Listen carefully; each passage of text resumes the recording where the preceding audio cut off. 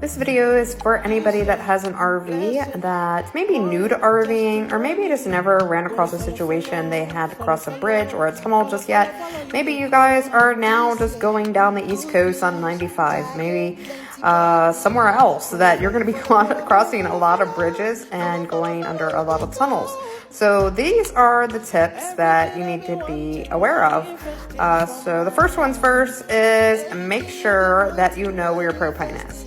And not just that, make sure that you know how to turn it off. There is three safety switches in my RV. I have one on the outside for the actual intake, which is right near my door. I have another one that is inside my RV on the switch panel.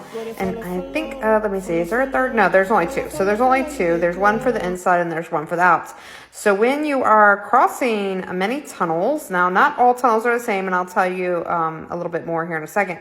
But when you are going through a tunnel, you might have to stop if they have a hazard station. Now, if they don't have a hazard station, most likely you're not supposed to go through that tunnel or over that bridge.